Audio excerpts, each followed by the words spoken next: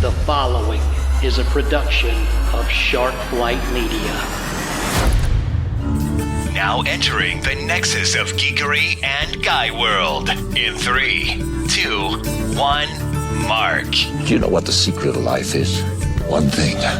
Just one thing. You know, that's just like your opinion, man. This is the Dudes in Hyperspace podcast. Hey kids, welcome back to another exciting edition of the Dudes in Hyperspace podcast. I am your host, a somewhat wounded Ian J. Malone. Going to be joined in just a couple of seconds by my usual partners in crime, Rob Howe, Kevin Steverson. Before we do that, though, I want to say thanks to all of our usual folks, man. That starts, of course, with our presenting sponsor of Chris Kennedy Publishing. Doesn't matter what you're into, guys. Space opera, military sci-fi, paranormal romance, post-apocalyptic. They got it all over there at chriskennedypublishing.com. Slide over there, check out their books, their series, their authors. Sign up for the mailing list if you haven't already. Get yourself a free ebook in the process. It's awesome. We love it because it is awesome. It's message-free sci-fi with a slice of fantasy. It's Chris Kennedy Publishing. That site again, chriskennedypublishing.com. Also want to say thanks, as always, to our good friends over at the Believe Podcast Network. They are the #1 source for podcasting entertainment on the web for professionals. To learn more about them and their numerous shows, everything from sports to politics to varieties to pop culture to geek stuff, and this little show called the Dudes in Hyperspace Podcast, go to Believe.com, BLEAV.com. So I think that pretty well covers it. Rob Howe, Kevin Steverson, how are you fellas this evening? I'm doing great. Better than you from what I hear. Yes. So, yeah, the vacation, I'm doing all right. We'll get to that. It did not go as planned. Kev, how are you, man? I'm doing pretty good. Nothing to complain about. Got a new puppy, so I'm I saw that on the Twitter sphere. What is up? How did you find yourself in that predicament? and there they are. She's aggravating the other dog. And there she is. Leave her alone. So the puppy aggravates my older dog, Daisy, who's been here for every word I've ever written. But in my family, we believe in a buffer. And what that means for us is, our dogs start to get old, and then, we have younger dogs, and then, eventually your dogs pass, and then, you have a younger one you have to take care of. Because we've found that if your dog passes after years and years, hush up, baby, and you don't have another dog, then you don't want to get one. You're like, no, I don't ever want another dog. But if you have one you have to take care of, it eases that heartbreak, Right. Yeah, man. I got you. Well, we said goodbye to Miss Honey back just before Christmas this year, and I told my wife, I said I love dogs, but this marks the first time in over 20 years that I have not had the responsibility of being a dog owner. I had a lot going on so far in 2022. Gonna take a little pause on that. So we'll end up with some furry buddies running around the house here at some point, but just not going to be right away. So, Rob, what's been going on with you, man? You got a lot of stuff happening in Howland? Well, yeah, I got a new release tomorrow, which we'll talk about. But then, of course, there's all the stuff to prepare for it. And then a bunch of other things I've been working on ever since. And honestly, I found that after finishing a novel, I lose energy. Like, I push so hard to get the novel done. Sure. And I push so hard to get the edits done and focus so much in doing the best job I can that in the month or so or weeks after, I'm not nearly as energetic and as I often am. And there's been a lot of stuff going on. There's been Planet Comic-Con went really well. Todd and I both did really well. And of course that took a lot out of me too. And then, I did have the weekend of the NFL draft where I was pretty much on my couch looking, watching and considering and researching and having a good time with that. But honestly, it's been, trying to do as much as I can while trying to recover from finishing a novel. Heck yeah, Kevin man. Probably doesn't have this problem, by the way. Yeah, that's because Kevin's freaking Superman, dude. Because every time we turn around, you're grinding on something, man. Whether it's a book of your own, or you're working on something with CKPI, or you're cranking out an anthology story, or I don't know, 8. Hey, I got a story coming out tomorrow. Oh, you see there? There it is. So, well, folks, See what I mean? Yeah. That's what I'm saying. So, well, folks, in case you haven't noticed, tonight's episode of the show is going to be of the far more casual variety than we're normally accustomed to on this show. Listen, we have a lot of fun on the Dudes in Hyperspace bringing on awesome guests, all right? Whether they be fantastic authors like Todd Fonestock or Casey Azell or Kevin Eikenberry, whether it's expert sports analysis from the ESPN Northwest Florida folks, or, Joe DeLeon from the Believe Podcast Network doing, USFL analysis, Cam Rogers, Masters coverage, that sort of stuff. We love doing that, but from time to time, it's nice to kind of scale back and just keep this thing what it was originally meant to be, which is a quality trio, and us just kind of breaking it down for you guys on what's going on in our books, going on in our stories, going on in our lives. And so, first half of the show tonight, that's kind of what we're doing, man. It's just me and Rob and Kevin kind of riffing on what's happening in our world as writers or as people or whatever. So, well, I'm alive. That's awesome. It's always a good thing.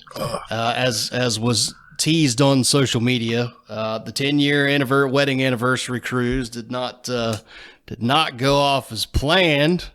And so anyway, it was, dear sweet Moses, it was a thing. So I'll begin this little tale of woe with a warning. Okay. If you're thinking about doing a cruise right now, just look around at what your other options are for the money. All right. Particularly if your cruise starts with the word, carnival.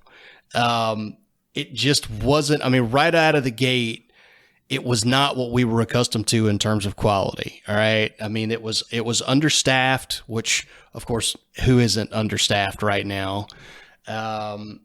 The big problem that I noticed with it right out of the gate was the food was not very good. And I'm not, hugely picky on that sort of stuff, but when I'm paying the price tag that I pay for a cruise, man, like there's a certain expectation that I'm going to be eating some quality freaking vittles. All right. And when the Gold Corral kicks your ass, that's a problem. And so we got to that. Did a couple of excursions, and those were okay. Went on a nice snorkeling excursion out in Grand Turk, which was I think Smalls enjoyed a bit more than I did. It was really cool. They did take us out, way out in the water, and you get to snorkel out over this big, 70-foot ledge, which then drops off by about 200 feet, which then drops off about 5,000 feet. So that was pretty trippy to float out over and see. And then they take you to this your own beach party on your own private island, which turned out to be a sand dune in the middle of nowhere, and we drank a lot of really watered down cheap rum. So expectations not exactly what they met, but it's okay. I can roll with it until I woke up Wednesday night with a 100+ degree fever and some massive chills that were kicking my ass. And in comes the nurse. Congratulations, you've arrived at Island COVID. Great, freaking awesome. Natalie tests negative, so she gets to stay in our cabin. They will not let us bunk together even if we quarantine together. They end up shoving me down in the hole somewhere in a private little small cabin down on deck 1 in the isolation wing. And that was where I spent 2 days with not allowed to leave the room, awful room service in the form of frozen chicken tenders and crinkle fries that were partially cooked, coffee that sometimes showed up in the form of hot water with tea packets, and yeah, that was it. I had 3 channels that weren't in different languages or weren't, HGT or weren't QVC channels. They actually had programming on them. And one of them actually did, I lucked out, I got diners, drive-ins, and dives. So that was awesome. Me and Guy Fieri hanging out, which is good because I found out on this cruise that his shows are much better than his hamburgers or his barbecue, which on a Carnival cruise ship anyway aren't that fantastic at all. So anyway, the whole thing, by the time we got to the end of it, was a complete and utter mess, and I was just completely over it. So got home on Saturday after mass chaos and confusion, trying to figure out how I was going to be able to leave the ship on Saturday. They had to evac the entire vessel, and then they opened the quarantine wing, and the 12 of us who were in there, out of the 5,000 people on the ship, we got marched out in a sort of broken line down a corridor that had been cordoned off, and like we were allowed to go down the elevator one at a time. It was very crazy. Like it was the weirdest crap ever. And all I could think of myself was, yep, I paid almost $3,000 to do this. This is freaking awesome. Absolutely. I did not drink enough on this boat. That was my final thought as I left the fine people of Carnival on Saturday. Shortly thereafter, I was very tempted to punch my own testicles on the ride home. And that was it. And that's my story of my 10-year wedding anniversary on a boat with COVID and no real good food and no booze, no gambling, not even my old lady to keep me busy. Just me and some Guy Fieri reruns and a whole butt ton of Kleenexes. And that was it on a less than 3-hour tour. That's definitely one you'll remember in the nursing home when you're together. Oh my God. I couldn't, dear sweet. And listen, man, all right, and something else, okay? All right, and I'm gonna stay on my rant box here for just a second. So like this kind of stuff is like my problem with places that you go that have a built-in gratuity. I do not believe in a built-in gratuity for hospitality, right? Because most people, and it's not because it's not fair. I mean, they definitely do deserve to get tipped, but what you end up getting is exactly what we got on the ship, right? Which is you show up at, bar X, and there's 12 people standing around waiting to get drinks, and 10 of them are thinking, well, I'm going to get 20% gratuity tacked onto my bill at the end of this trip. Like, I'm paying tip. Like, I don't have to put anything down on this ticket. I'm good. And so they don't end up leaving a tip. And then the bartenders know this, and so there's no hustle. There's no what for whatsoever in that step, right? They're not moving. It's, oh, you want a martini?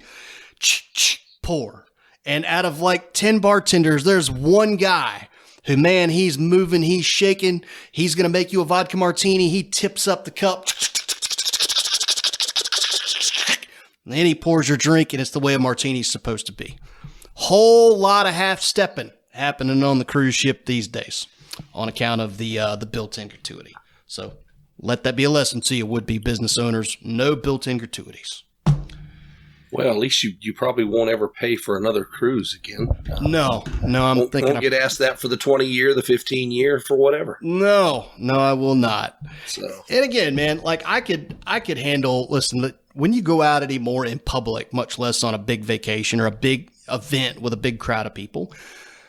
I mean, we all know the world today, right? We all know what 2022 is, and we all know there's a certain amount of risk that you take that you could be exposed to this, and you're gonna get it. And if you're lucky and you're like me, it's a bad case of the sniffles with a night of chills or two, and you ride it out, and you take lots of meds and use lots of Kleenexes and call it a day.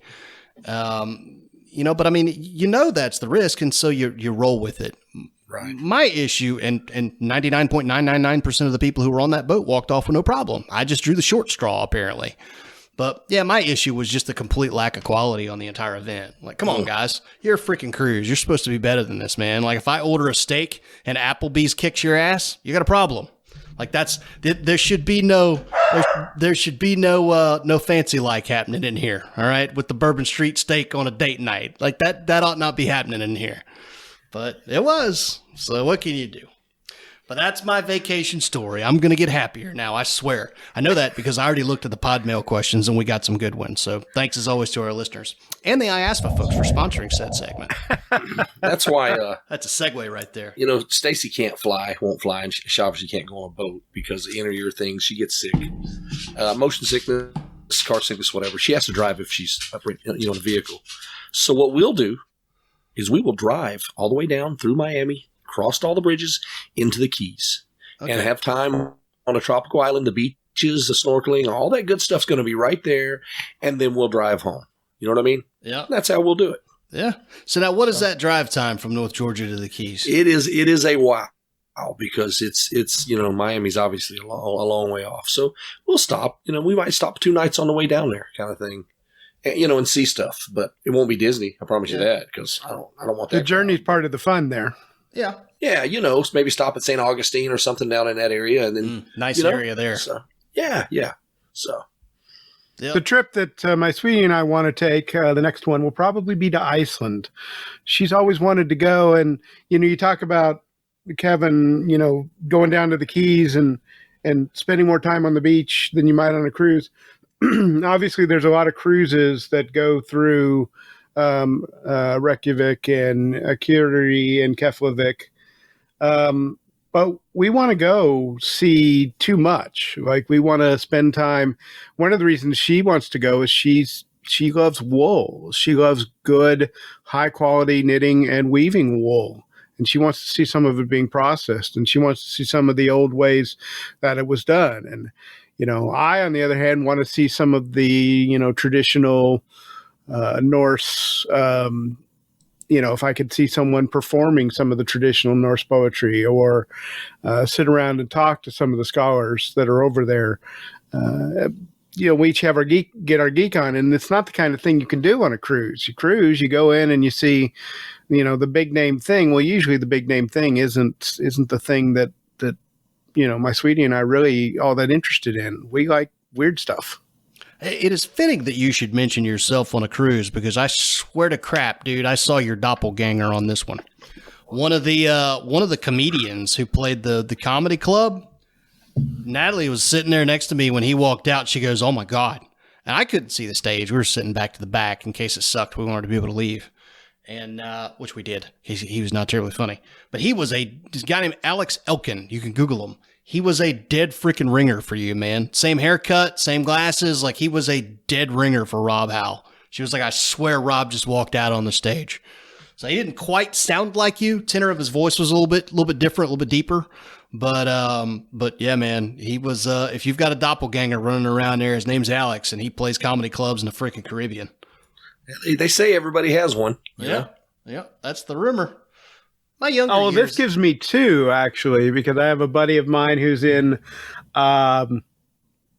Oregon, I think. Okay. Or maybe Washington. And he is, we were at an SCA event, and we were setting up camp next to each other, and someone came up and started talking to me, and I'd never met this woman before, and she starts talking to me about this and this and this, and I'm like, "What are you talking about?" And he looks over and he says, "I think she wants to talk to me." And I look at him and I go, "Huh?" And he's like, "Yeah, I know." And we have this great picture of the two of us together somewhere. Honestly, I did look him up. He does look a lot like me, except not as smart. Oh, there it is. He probably is a great guy. Looking like that, he has to be a great guy. But yeah.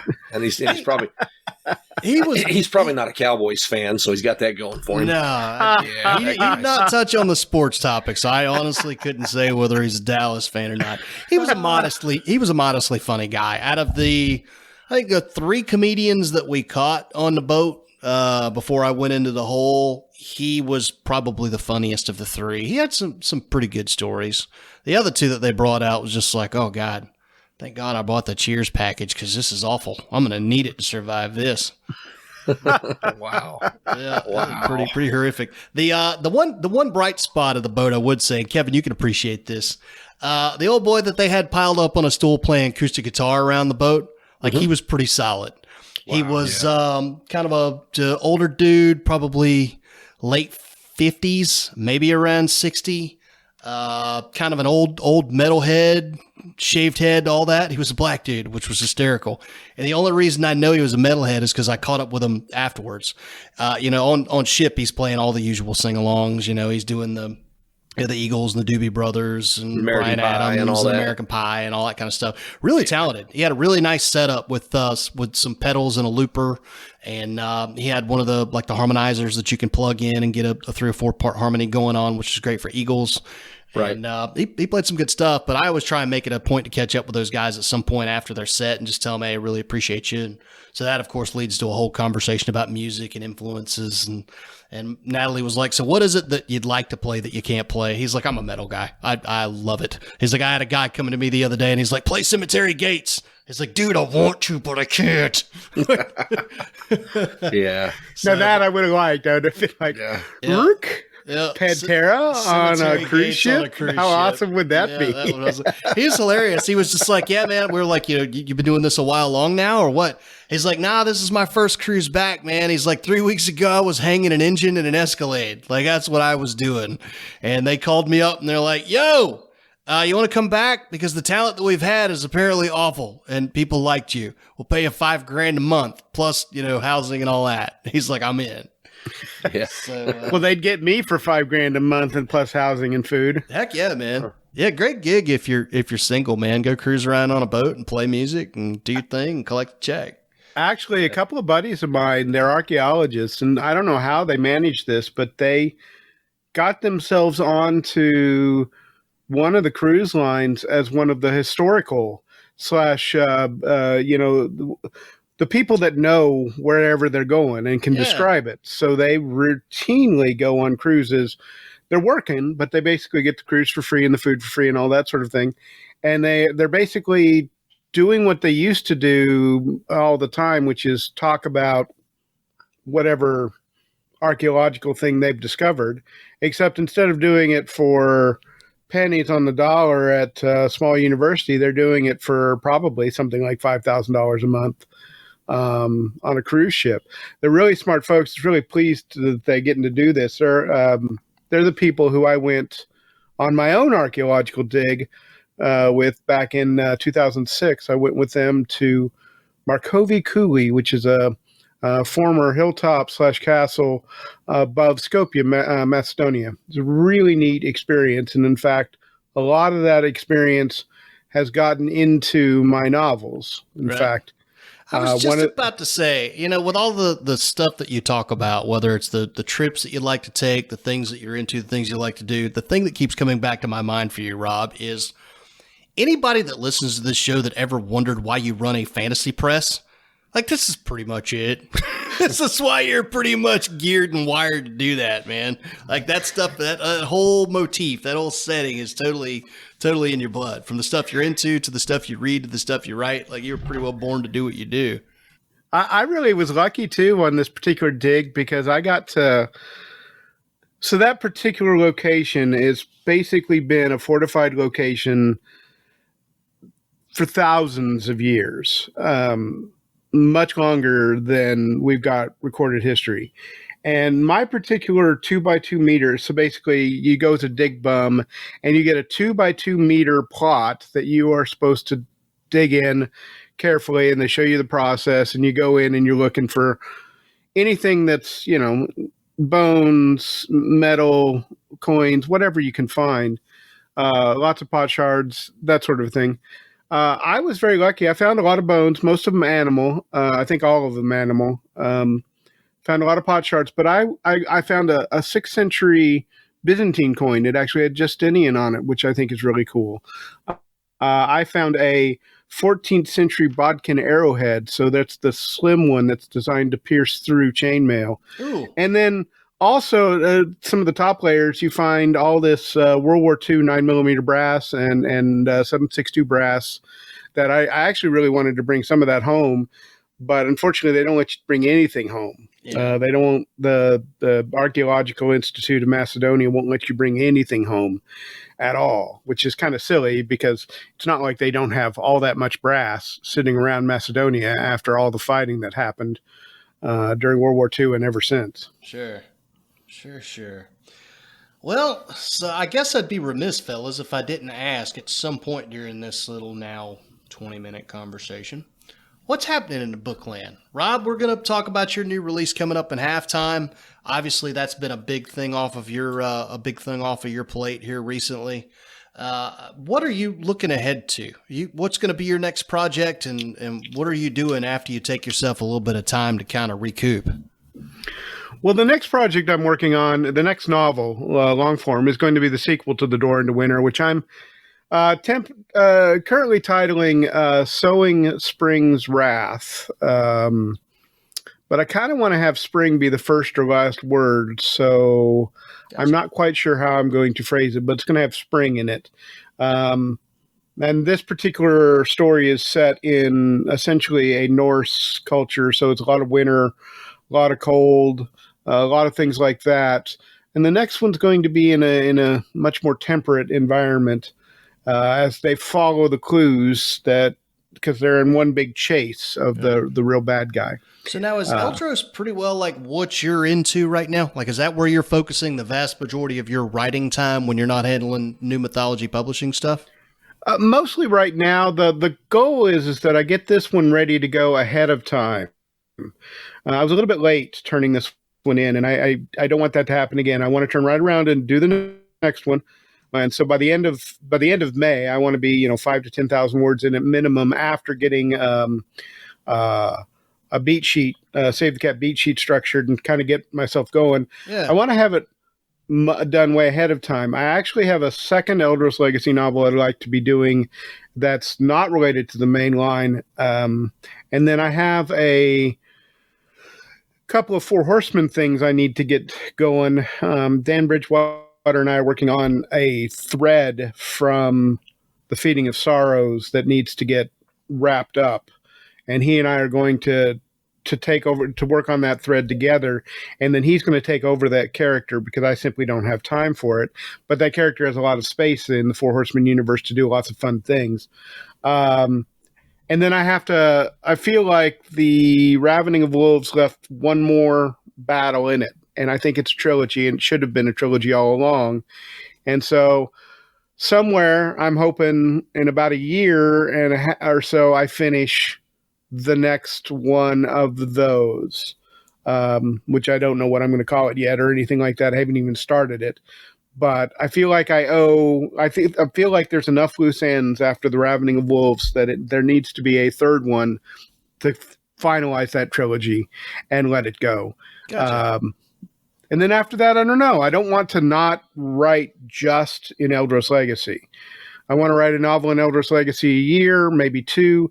But every once in a while, I want to do something like I have never written a salvage title novel. And I don't know if Kevin will let me or not, but, that would be kind of fun. I would to. You got an open invitation there. You know that, Rob. So I do. I was being a little bit of, false modest there, yeah. But I do appreciate that all these other world builders have given me opportunities. And, I actually have two other huge shared world ideas that are sitting in me that I'm waiting on that I can't do enough with simply because I just don't have time. Yeah, I'm kind of right there with you, man. I got you. Kevin, what's going on with you in Writerland, man? What's your short story you got coming out tomorrow? Well, I got one in Bill Webb's, William Allen Webb, if those keeping count. But we call it's him in Bill. We call him Bill. So it's in his The Last Brigade universe, and it's the latest anthology, Standing to Find on Foreign Shores. So, I've got a short story on there. Same group. It's my third story so far in that universe, and so it's the same unit. They have to ease on down to Jamaica. This is after all the apocalypse and the world's ending and everything else. And the elite of Cuba have decided, you know what, the peasants are just too much. We're tired of them. They won't listen to us and do what we tell them to anyway. So the elite of Cuba are going to ease on down and just take Jamaica, and that's what their plan is. Oh. So, and my guys are like, no, we can't have that. So I love writing that kind of it's not old history because it hasn't happened yet, but kind of just writing stuff about like where the world that we know could be in the not too terribly distant future. I love that stuff, man. It was one of my favorite thing really about writing the Swamp Eagle security books in the Four Horsemen universe, man. Getting a chance to, to lay out what the Deep South, in particular Florida, looks like 200 years from now. The whole secession of South Florida and creating two states in North and South Florida, and what the economies look like and the culture looks like and all that in those two locations, and how the characters and the whole mercenary industry fits into that dynamic was just a freaking blast to write, man. And then get to create my own sports team. It's just fun, and it's not, for people who follow sports, I've gotten compliments on that because they're like, that's believable. Right. Like if you look at the way sports is professional sport is operated today, that's a very plausible scenario that you put forth in the book. Right. So I love writing that crap, man. It's so much fun. Like that alone can drive me into a story, even when the rest of the story doesn't quite make a whole lot of sense to me at that point. Right. And then the other thing is I want to finish my third fantasy book, so I have that full trilogy, and start marketing it, to go with Burnt and Accepted. So Yeah, I want that too because I'm sitting here trying to push that at cons because it's good stuff. Yeah, I'm going to get that third one. I hope to have it done by end of June. We'll see what it's looking like. And then, of course, CKPI is really we really are staying busy with that. That's Chris Kennedy Publishing International. We have 28 books out in Germany now. We have 12 scheduled this month, and more coming. We're getting ready to touch into French. At the end of the month, that's going to start happening because it's not like we're going to do, all 300 CKP books in Germany and then move to another language. Once we got it really going, and we've got a process and we've got some proprietary stuff going on, and then we'll start moving into the other countries. And that is really keeping me busy. So much so that I have hired my daughter to work for me as I work for CKP as part of CKPI. Nice. I actually wanted to ask you that. Like, what made you decide to go with Germany and then now to France? We took so what it all boiled down to, the whole CKPI is I have the foreign rights to my books is what I had, and I started looking at that, and Chris has the English rights, and I started looking at what's involved, and I took a look at what countries are really doing well, and your big names in the independent world, your Anderleys and your Craig Martells and those kind of people are moving into Germany, and it was doing well, and sci-fi seemed to be doing well. So I started looking into that and got with Bill, got with Mark. We got together. We decided, you know what, this is something we can do. Let's propose it to Chris. And we proposed it to Chris, and he's like, absolutely. Cool. So, and that's how CKPI formed. But, it I just started looking into it, and then we all started looking at it. And then we did the same thing. What language is everybody else moving to? What's doing well? And French is the one. So, gotcha. The market in Germany is not as big. Obviously, it's a quarter the size of the United States. But it's a good market, and they love science fiction there. So, say, man, if it's a small crowd but they're passionate, that's what you're looking for right there, man. So. No doubt, no doubt. But I mean, there's a lot to it. There's a lot of work goes involved in getting some translated and proofed and editing, native speakers, the whole kit and caboodle, and then some things won't translate, and so we have to find workarounds. And but the whole thing's growing, and it's just keeping me pretty busy. So, do that during the day, and then I write at night, and just stay busy with it. But I am gonna. Mark's wife is starting to work with him, Mark Stallings, and then my daughter's gonna work with me, and then Bill's looking for. I mean, because it's that kind of busy. So sure, which is great from all the other authors' perspective because.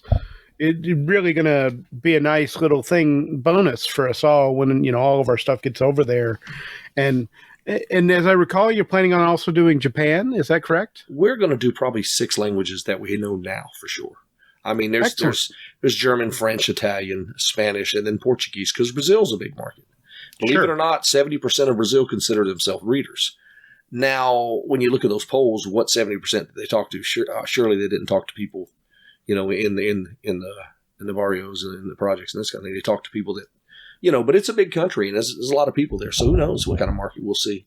Cool. And then with the Spanish, you have Spain, and then you also have, Mexico has its own Kindle Unlimited and Kindle and the whole deal. And a lot of those Latin, Central American countries use the Mexican Amazon. So it's, there's just a lot involved in that. So there's a lot of languages. When we get to Japan, though, that's really going to be a trip because it's not like something I can take a look at and learn quick enough to know, okay, that the punctuation's wrong here. Right. I can do that with German. Because I can't fathom the letters are the letters. I can do that. Yeah, I can do that with French. I can do that with, because the letters are the letters we know. That's an A. You know what I mean? Right. So, but Japanese, no, we're going to really have to rely on our people for that. And I tell you, I'm excited about the Portuguese one personally. A lot of my writing influence comes from like Iron Maiden and Rush and stuff like that. And one of the things that they discovered somewhere around, 2000 or so is how big that kind of music and that kind of, reading experience is in Brazil. I mean, Rush in Rio is this huge thing. It's the biggest concerts they ever played in front of. And Iron Maiden talks about going to Rio and places in Brazil as these humongous, extra memorable concerts. So I think that there's likely to be some great connections there. Well, the population of Brazil is 212 million. Right. Germany's only 85. So that lets you know. Now, obviously, everybody in the country is not going to be readers, But let's say if half of them have the education to be a reader, and then what percentage of those are readers? That's still, as many as Germany. So, yeah. Agreed. And it's a numbers game. Absolutely. And of course you get Portugal as well, which is obvious. I think it's only 20, 30 million, but still. Right. Yeah. You're right. You're absolutely right. Well, so, we, the authors, greatly appreciate that. That is, it's an enormous benefit to what we do with you guys.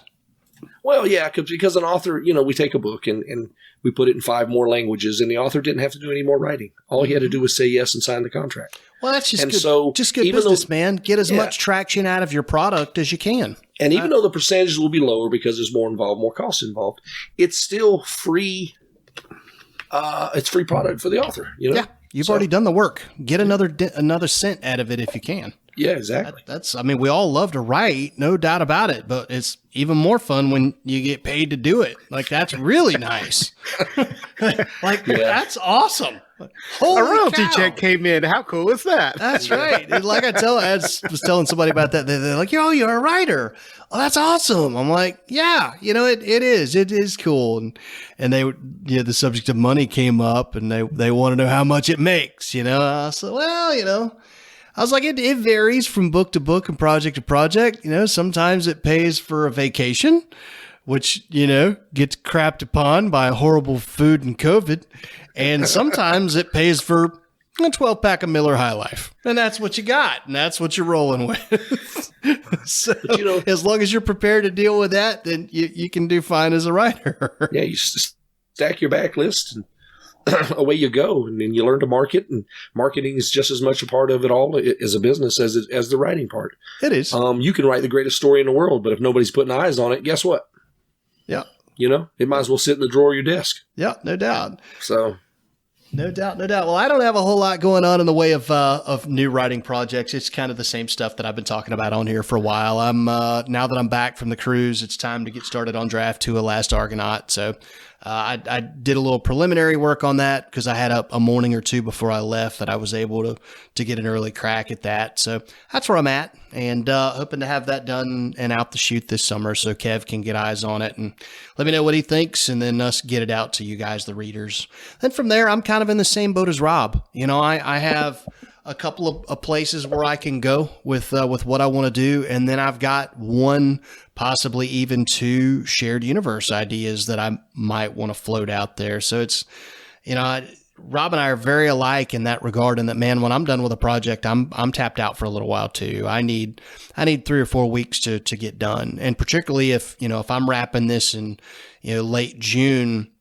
I have a good 3 weeks there in July when, my stepson is out of town with his dad, and it's just the missus and I, and that's really kind of our date night time. Like those are the weeks when, when we have the luxury to be able to just to say, it's a Tuesday night and we just don't freaking feel like cooking. And so we're going out to dinner because we want grouper fingers. So we're going to go get those.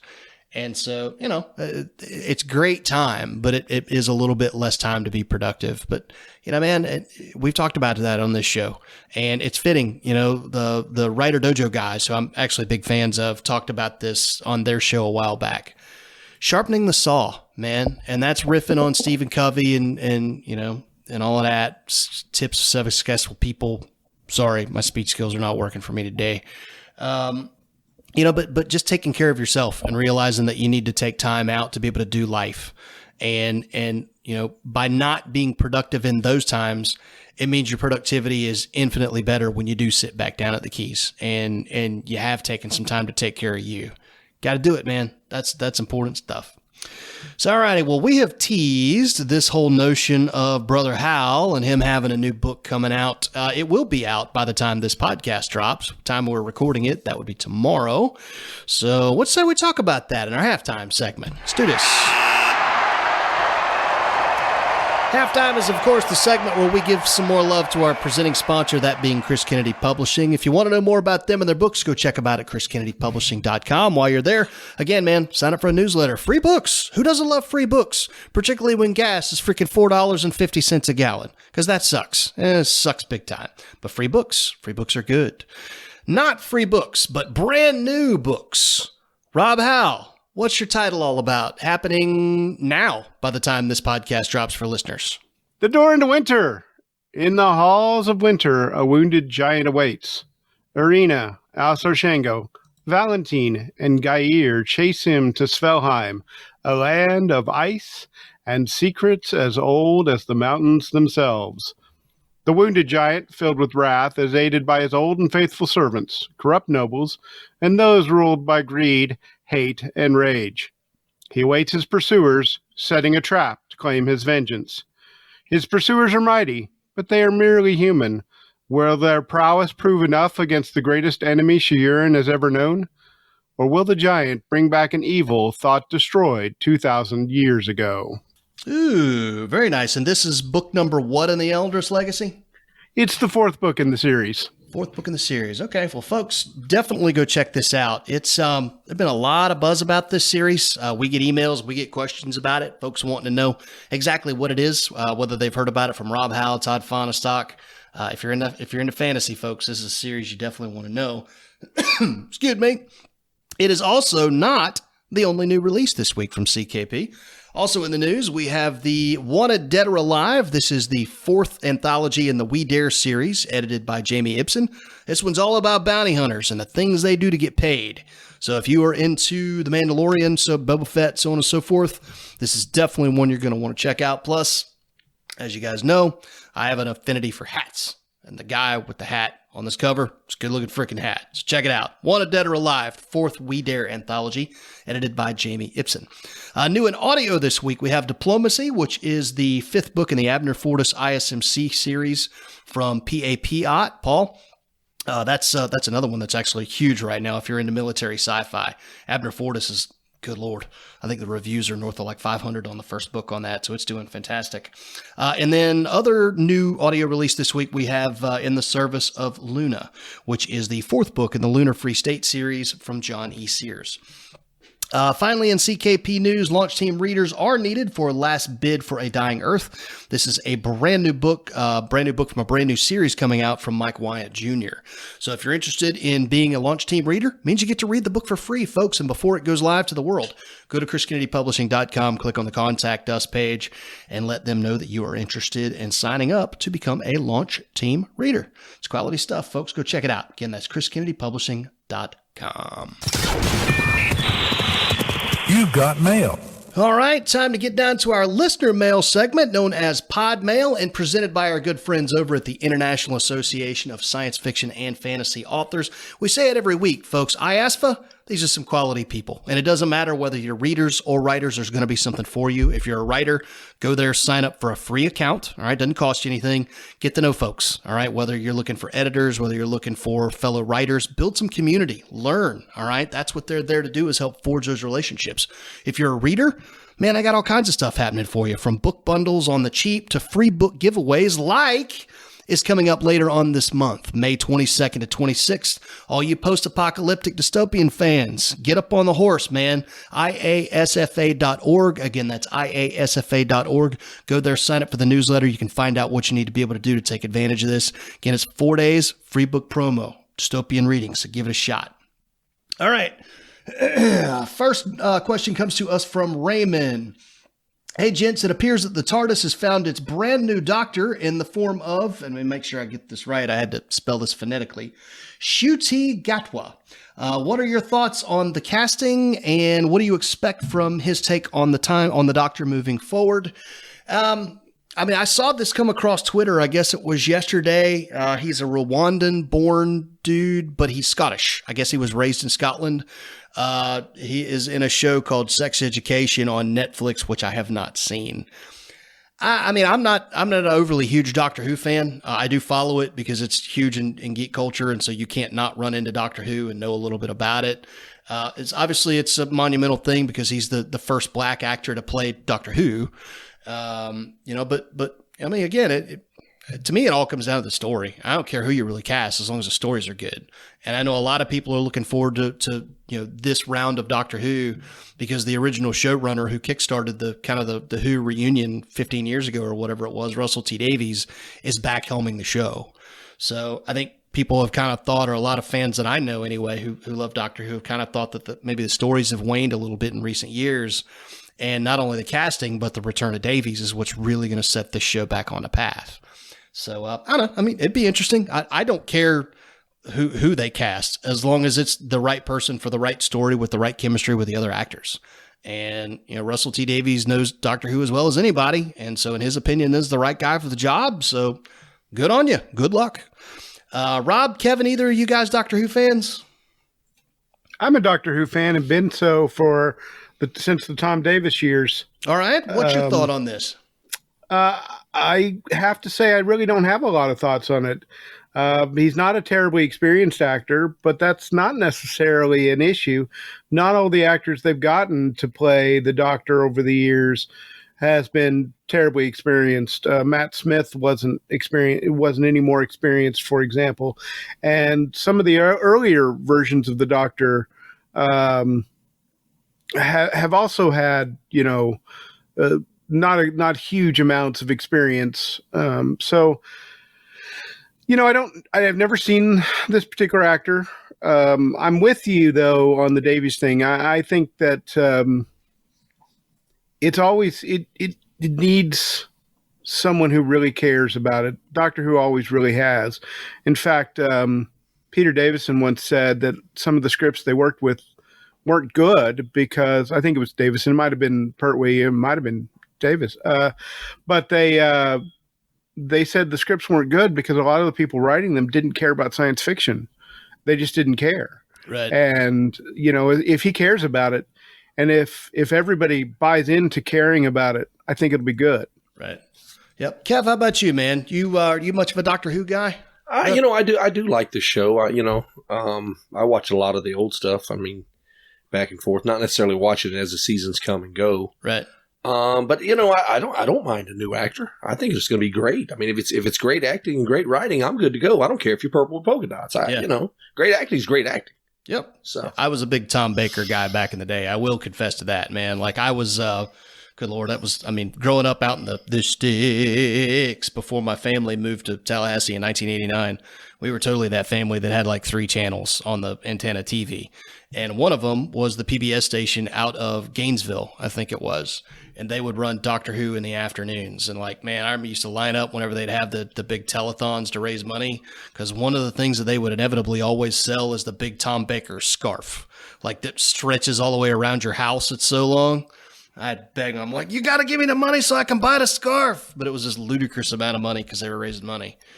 So I never got it. But yeah. My sweetie made one. So there's that's awesome. Yeah, that's a trump cool. card. If that there is ever cool. was one. And I have to say, I have no idea where the Davis thing came. I don't know why I said Davis to the Baker. It's not like I haven't known for 40 years now since I don't know where the hell that came from. We may not be live, brother, but we run everything pretty much off the cuff on this show, so it happens. Not a problem. All right, next question comes to us from Jeremy. Congratulations to Phil Castellini and the Cincinnati Reds on the second worst start in MLB history. Parentheses, screw that freaking guy. I feel you. As a Reds fan, I feel you. As avid sports fans yourselves, what are your thoughts on owners who refuse to spend money to make their teams competitive, and how should fans respond to that? Kevin, I'm actually going to start with you because this is kind of a baseball-centric question. You're a pretty big baseball guy. Baseball, sports in general, man. Owners who don't spend money. What are your thoughts on that? You got to spend money. You got to put the best product on the field. So you got to spend the money because, obviously the best players cost. But at the same time, as a part of me loves that whole, build your team. Right. Take it through the Macon Braves, move it up through the Richmond Braves, bring it on up to Gwinnett and bring it, you know what I mean? So you bring them up, but then you end up losing them because the contract expires and they're worth a lot of money. So, I don't know. It's hard. This is not like we can do Moneyball like Bean did way back in the day. Right. Where you don't pay anybody anything, yet you're getting people on base because they lean into pitches and take walks. I don't know that small ball wins as much as it used to. Rob, how about you, man? What are your thoughts on this one? Well, I have to say that if I'm a team like Cincinnati, I want to pick my shots. I don't really have a problem with them not spending money this year. And the simple reason is this. There's no way they were going to win anything this year. Their talent is still a little bit far away from getting there. Hunter Green, I think, is going to be a fantastic pitcher. It's clearly not this year for him. He's still got some room to grow.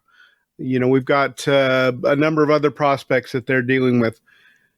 What I would suggest for a team like Cincinnati that doesn't have all that New York, the Yankees or the Mets have, or the Dodgers, is to wait until you're kind of ready to have a core that's grown in-house and then add to it. That's when you add to it. You save your money now because, another player, let's say they had picked up Marcus Semien, who went to the Rangers. Marcus Semien would have cost $20 million, I think it was. They get him. Are they going to be better are they going to be over 500 with him? No, I don't think so. Yeah. Well, I think this guy's, as it pertains to the Reds, his issue is with the fact that this ownership has never won. All right. And last year you had a squad that was playoff competitive most of the year. They were an above 500 club. They were a very solidly built team on a modest payroll. They were in the, I want to say they were somewhere in the high 20s in payroll. So nowhere even, they weren't even near the middle of the majors, but they were in that kind of mid pack, right? And they managed to be competitive on that. And then ownership in the offseason just had a fire sale and got rid of everybody for nothing. So, Nick Castellanos, who was an outfielder, played great ball for Cincinnati. He actually wanted to come back. They didn't even call him because they didn't want to pay him any money. Jesse Winker was a homegrowner. They shipped him out to Seattle for nothing. Same with Gino Suarez, who was a third baseman. He was all pro a couple of 3 years ago, and he's had a couple of down years, but he was still a solid player, and he was a Cincinnati guy. Came up through the farm system, to Kevin's point. Sonny Gray, you got him off the scrap heap from New York a couple of years ago. He comes out and is freaking borderline Cy Young material. Completely turns his career around in Cincinnati. You had him for another 2 years. They traded him off because they didn't want to go to arbitration. And so, that's the heart of this guy's argument. And I feel for him. I really do. As a Buccaneers fan from the 1980s, it used to piss us off. And Rob, you remember the Buccaneers in the 1980s under Hugh Culverhouse? There was no chance. There was none. And if you were a Bucs fan, you knew this a-hole is not going to spend any money on this team because he doesn't have to. Because the NFL isn't expanding anytime soon and they're not making any more clubs, that means he can squat on this franchise, and the day he sells it, he'll make a fortune. So why spend any money to be competitive on the meantime? You don't have to. You've already bought the thing that's going to make you the money. You don't have to grow it anymore, and that screws the fan base. So I think that's the crux of this guy's argument. As a fan, how do you respond to that when you have an owner who's clearly not interested in winning games? That's not a problem for them. They don't care if you're not competitive because they're going to make their money when they go to sell the club one day. You look at what soccer clubs are going for over in England now. Chelsea's about to sell for $4 billion. Doesn't matter if you're competitive. You better be over there. But when you sell the club, that's where you make all your profit. So, I'll circle back to this guy's question. In the face of that, you're a fan of a team that is not going to spend money, and they will look you in the face, as Phil Castellini did, and say, we don't care that we're not competitive. We're about making money. How do you respond to that as a fan? Rob, I'll go back to you on that.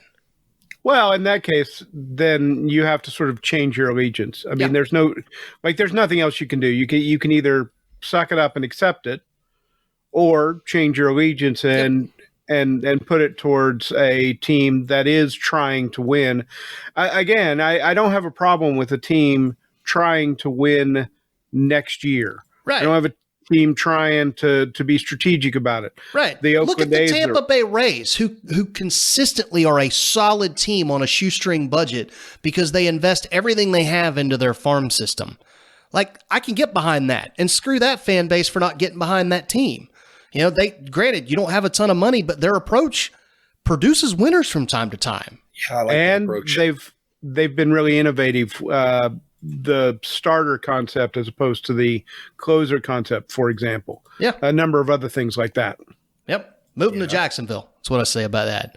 Yeah, I'm kind of with I'm with Rob on that. I think one of the things you hear all the time, folks, and we'll move on to our next question here in a second, but I do want to make this point. Sports is a business. Sports is a business. We hear it all the time. Fans need to wrap their heads around sports are a business.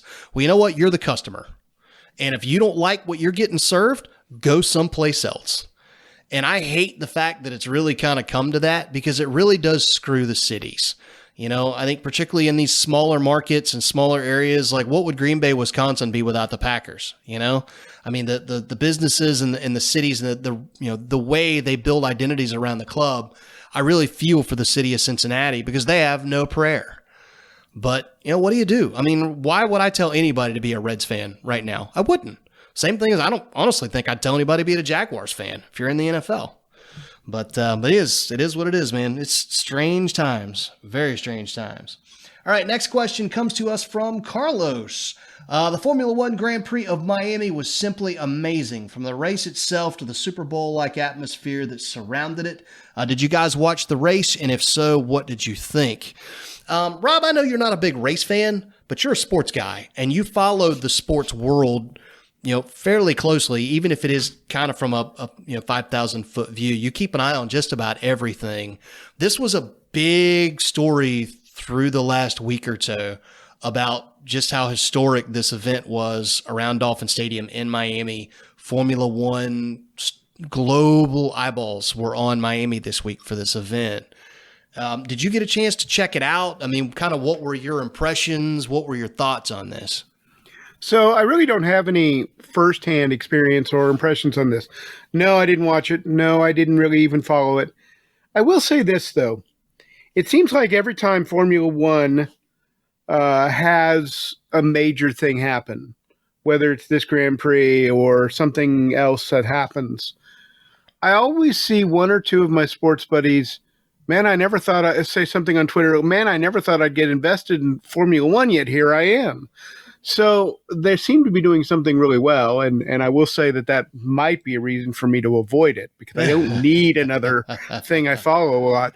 But they've really gotten, a number of, I don't see every sports fan out there, but I follow a lot of sports fan on Twitter, and even if they're pros, like Bob Sturm or somebody like that, Bob they're Sturm's sports fan. F1 guy. He's totally an F1 guy, and he's not the only one. And quite often you'll see him comment on F1, and somebody's like, "Yeah, I got into it." So they're doing something right. Mm-hmm. Yeah, Drive to Survive on Netflix. If you're looking for something to kill some time, it's a thing. Kevin, how about you, man? I know you are a race fan historically. Did you get a chance to check this out at all? I did not. The open wheel kind of stuff is not really my forte. I'm the NASCAR guy and where it came from and run and shine and all that kind of stuff. But like Rob said, the few times I did, flick to one or just catch one or something, it'll draw you in. Yeah. Because it's amazing. And then you realize that they're making changes on the car from the controls at the steering wheel. Sure. Whether it's tension, whether it's, and I'm like, wow, they can do that. Oh yeah. Holy crap. Listen, we're all sports fans, right? And so you can appreciate the best of the best of the best of the world doing what it is. Oh, they're good. And absolutely. Formula One is that. I mean, when it comes to street road racing, that's why I get annoyed with NASCAR trying to run more street courses or road courses than they should. There's talk that they're going to try and run a street course, and that's the stupidest possible thing. They have no business trying to run an event like that. When you watch Formula One and even IndyCar, which is a fantastic series here stateside, the precision and the execution that it takes to advance position and to drive the car on those tracks with all those changes and all those elevations and all those variables. Yeah. It's incredible to watch. And never mind the fact that Ferrari will probably set you back about $300 million. Right, that's how much it costs one of those. Yeah, I think it's a whole another level of driving, and not to knock on my NASCAR drivers. No, your NASCAR drivers. Juan Pablo Montoya came to freaking NASCAR, and he couldn't sniff a win until he got onto a road course. All right, and he was an F1 world champion. Right, so it's a different discipline of racing. It's like saying you're great at, just because Michael Jordan was great at football or great at basketball, he wasn't able to translate that to baseball, even though he's a great athlete. It's a completely different discipline of sport. Same deal. Exactly. Because a NASCAR driver, hollers into his his microphone that, hey, it's loose on turn 3 and 4, and then they fix it. Yeah. The Formula One racer, he's doing it right there on his own steering wheel. Yeah. And he's doing what he needs to do for this turn coming up and for that, whatever. The hill, oh, man. Yeah, I enjoyed it. I thought it was cool. I have been paying a bit more attention to Formula One of late over the last couple of years. Like everybody else, I kind of got sucked into Drive to Survive, and so I pay a little bit more attention to it. And yeah, I mean the Miami GP, it was a beautiful event. I mean the way they set up the track, the fake marina was a little cheesy. All right, stop. I get it. You want to be Monaco, but come on, man. Like, right. Knock that off. That notwithstanding, I thought it was a beautiful track, beautiful facility. Apparently, they do have some bugs to work out on it to make it a bit of a better race. But all in all, I thought it was really impressive to see. And Miami is a city that is built for F1. It's such an international melting pot that you can't go wrong with a city like Miami for that type of event. So good on them. Interested to see where it goes. Next question comes to us. If I can interrupt, Yeah. the race I did follow this weekend was the Kentucky Derby. And oh my God, if you get a chance to go find the overhead view. Yeah, I tweeted it. Go find me, Addy and Jay Malone. I put it out. An amazing race there. And boy, I wish I'd had a few dollars to throw down on that. I am 80 disgusted. to 1. I'm disgusted I didn't take the time to make a bet online. I have been to the Kentucky Derby before. I went to the race in 1990 when I came back from Korea, was stationed at Knox. At that race, I bet the longest odds. And whenever I bet the Derby, I bet the longest odds just because. And usually it's just a $10 bet. You know what I mean? Right. I did not this time, and I am saddened by that fact. There was I'll be honest, I can't do some of the betting because I don't think Kansas has passed the law yet. But, they have a bunch of these sports betting agencies that say, make your first bet for free. And that's exactly the kind of time you want to put everything on to a really long shot. I'll make my first bet, maximum bet for free on the longest odds. Because what the heck? Because maybe you get something that actually changes your life. Sure. If, $80,000 would change most of our lives positively, I would guess. Sure. A $3 or $4 superfecta bet on that race paid $300 and something thousand. Yes. Wow. Yes. The superfecta paid $300 something thousand. Yes. Crazy. All right. Well, listen, we are coming down on time here, and I know Rob's got plans for later on this evening. I promised him I'd get him out of Dodge on time tonight. So we got 2 more questions that I do want to get to here. All right. Next question comes to us from Malcolm. Another impressive opening weekend for Marvel with Doctor Strange and the Multiverse of Madness. Did you guys make it out to see the film? And if so, what did you think? I did not. Listen, I'm not. Marvel has just not put anything out that I want to go to the theater to see in a while. All right. I went to go see Spider-Man No Way Home. I documented that on this podcast. I thought it was okay. I didn't think it was as great as a lot of people made that film out to be. I thought it was very good. I didn't think it was a world beater, but that was really about it. Like I'm just kind of like I've seen the formula, much like we talked about with Todd Fonestock about the Thor Love and Thunder trailer. Like I see the formula now. Having said that, while I won't see this one in the theater, I will see this one at some point because I love Sam Raimi. Anybody who grew up with the Evil Dead films and Army of Darkness and all that, and the original Spider-Man films, Sam Raimi. I've still got my copy of Darkman with Liam Neeson on DVD. All right, so he makes great films. And by all rights, from what I'm hearing about this, it's a great Sam Raimi horror film with a comic book twist. The one thing I would point out, and I do want to mention this for the parents who listen to this one, I've heard that don't take this at face value that it's a PG-13 film. There's a lot of it's a very dark film. And there's some stuff in here from a violent standpoint that really could have justified an R rating. And the couple of parents that I know that have seen this kind of regretted taking their smaller kids to see this one. So if you're dealing with a teenager like I am, 15, 16 years old, okay, you probably make that work. But the younger kids, this ain't Spider-Man. So I'd save my money and maybe catch this one on streaming so you can kind of preview it before their eyes see it. And then you can decide for yourself whether or not you want to see it or not. But you know, we'll see. But I do like Sam Raimi, and I do hear it's good, so I'm sure I'll see it at some point. I'm just not paying theater price to see it. Rob, how about you, man? This is fantasy, kind of in your wheelhouse. Doctor Strange would strike me as being one of the characters that you would be interested in if you were going to do the comic book thing. What were your thoughts on this? Have you seen any of the trailers or anything? Nope, and you're right. Doctor Strange is one of the characters I'm moderately interested in, but I'll be honest, my entire feeling about the Marvel Universe is moderate. I'll watch it. I'll happily watch it. But I mean, I didn't. The vast majority of Marvel movies I haven't watched. Right.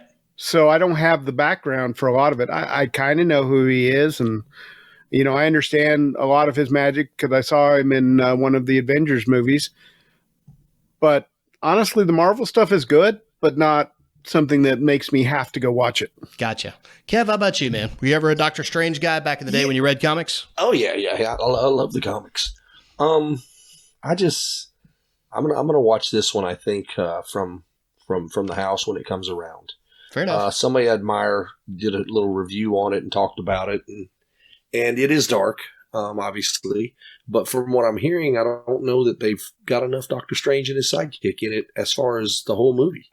Right. So, you know, is this movie Doctor Strange movie or is this, you know, the Red Scarlet movie? Yeah. You know? Yeah. So, Scarlet Witch. Yeah, I gotcha. Yeah, Scarlet Witch. Yeah, that's it. Scarlet Yeah. Witch. So I'm like, Yeah. Like I said, I'm sure I'll see it at some point, but I do kind of wish Hollywood would stop skirting that line between PG and 13. Listen, if you're going to make an R-rated film, make an R-rated film. Own it. All right. Deadpool pulled no punches. They said, this is what we are. You'll either see it or you won't. Stop trying to masquerade PG-13 films or R-rated films as PG-13 in the name of trying to squeeze an extra buck out of the public. Don't do that. And I really liked Deadpool. I have to say, I really enjoyed Deadpool. I thought it was fun. I thought it was exactly what Deadpool needed to be. Right. Yeah. Yep. Yeah. All right. Well, Rob, I'm glad you were there because this last question is pretty well geared straight at you, man. This question comes to us from Matt. Shout out to Casey Azell and the rest of Steeler Nation on is this what I have here? On the heels of another successful NFL draft. What were you guys' thoughts on this year's event? Who were the big winners? Who were the big losers? And what did you think of the Steelers grabbing Kenny Pickett out of Pittsburgh? Rob, do you want to tee off on this? What'd you think of the Pickett pick for Pittsburgh? And then big winners, big losers, so on and so forth? So I would have to say on the Pickett pick, it's kind of one they had to make in a sense. Mm-hmm. They don't have a quarterback to speak of. I think they've got Trubisky there right now, and he's definitely not the answer. And he's the guy that fits. He's the hometown guy. He literally, his locker room just shifts one side of the hall to the other. This is one of those romantic, awesome moments that everybody hopes will end up well because it's the kind of thing you want to see. Right. Maybe this is the Marino pick we missed 35 years ago. Maybe. The problem is that Pickett isn't Marino. Pickett is nowhere close to Marino. No. Now, judging quarterbacks is challenging. If there's any position that's difficult to really judge, it's quarterback. And the NFL draft is always a crapshoot for a variety of reasons. But I would say that I had problems with Pickett more than just his hand size, which actually surprisingly does matter. He's got very small hands. Then that does matter. It tends to mean more fumbles. But that's not the only issue I have with him. I have some problems with his just overall level of performance. Now, does that mean he can't turn into something awesome? No, not at all. And I don't have a problem with Pittsburgh making the pick. Like I say, they were sort of in a place where that was the player they needed to take. But we'll see. I will say this, choosing a quarterback at 17 that you didn't have to, 19, excuse me, at the 19th pick that you didn't have to trade up for, that you didn't throw out, we're trading next year's first and the year after's first and a couple seconds and all that. That makes this a reasonable lottery pick. And I think, to be honest, that's true of the Washington football team, the Falcons, and the Titans, who I believe the Falcons got Matt Corral. The the Washington football team got Sam Howell, and Malik Willis went to the Titans. And I think all three of those played a lottery ticket. And I think that's a really smart decision in the 4th or 5th round when that happened. I think the two biggest winners to me in this draft, everybody's going to point at the Jets. They got so many picks, but I don't necessarily think about that. I think if you've got a bunch of picks in the first round, as high as they had, and the same's true for the Giants, they ought to be one of the players that are one of the teams that look like they did really well. I think the two teams that did really well, because I didn't think there was any chance they were going to get the players they got. And again, it's two teams that got 2 players in the first round. Baltimore. How does Baltimore do this year after year?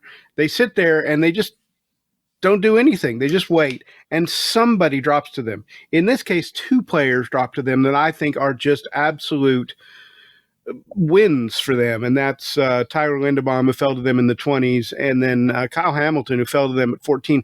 Kyle Hamilton's sort of the perfect safety for them. I don't know that he's going to turn into Ed Reed. I mean, Ed Reed was amazing and one of the top 3 or 4 safeties of all time, but he's going to give them some real good strength. The other team I thought did really well were the Kansas City Chiefs, and this is not simply because of the first round, but the first round was just brilliant for them. I didn't think Trent McDuffie was going to fall to where they took him, and I really didn't think George Karlaftis was going to fall to the pick 30 or so. I think George Karlaftis is one of those kind of guys who's never going to be a defensive player of the year, but he's going to be the kind of guy that gets you 10 to 11 sacks, 9 sacks here, 12 sacks there, somewhere like that. Play good against the run and be someone you have to worry about if you're the opposing team. And I think he's going to do it for 10, 11 years. He's that kind of solid foundational pick. Not going to be the biggest star, not going to be a TJ Watt or something like that, but he's going to be a very good player. And they got him, again, he just fell to them. And I think those are the two teams that, when I looked at the draft, I'm like, how did these two teams, who are already pretty good teams, get so lucky that these two really good players, in both cases, fell to them? Kev, how about you, man? Do you have any thoughts on big winners, big losers from the draft? Well, I'm going to tell you right now, the biggest winner of the draft wasn't a draft. That was Indianapolis picking up a quarterback. Because this is going to be the 3rd year in a row that a good team got a great quarterback and won. Tampa did it. The following year, the Rams did it. And next year, Indianapolis will do it. Because they got a good team, they just didn't have that quarterback. And that may be the way the future goes. You know, you build a good team, have a great defense, and you go out and get a superstar quarterback. Yep. So, yep. Going to be interesting to see how your Falcons pan out with, you've got Mariota at quarterback now, right. And then they drafted the young guy out of Cincinnati, which I like that. I like that pick in what was it, the 3rd or 4th round? Yeah, I like it. They picked him 74th overall in the draft, and I like the pick. I just know that it's going to be about 3 years before he's really ready to play. I mean, that's just, maybe. You know. I mean, they said that about Russell Wilson, and look how that panned out. But is he a good pick? Yes, I do like the pick. Value pick is what you look for that. Yeah, I feel that way about Malik Willis. I think the Titans really got a steal there in the 3rd round. To have no pressure on that kid now, just to be able to come in and learn. I mean, he seems to be a really great fit for the kind of offense the Titans want to run. And plus, he was just a real pleasure to follow on Twitter and social media through that whole process. I mean, this was a kid that some people had going as high as mid-1st round. And he falls all the way to the 3rd round. And so many times you see guys like Geno Hayes and people who just want to, throw their hands up in the air and get all, pissed off and despondent. And this kid kept his head up and said, you know what, wherever I go, I'm going to give them everything I got. My faith tells me that God's got a plan in this, and I'm going to trust in that, and everything's going to be just fine. And when Tennessee called his number, he was ready to rock and roll. So, I don't know if a kid from Liberty is going to pan out in the NFL. I don't know if a kid from wherever it was, what's his face, kid in Buffalo, Rob, who's starting quarterback in Buffalo? Josh Allen. Thank you. He was South Dakota State, was it? Something like that? No. He was in Montana, I think, or something like that. Anyway, same idea, same stuff. Some of these kids come out and they've got amazing physical prowess, but they played in a small school and they don't make the transition. Sometimes they do. Yeah. And I hope this kid finds his way into that second crew. I wish him well, and I wish the Titans well. Big winners on the draft for me. I will look at the Jets.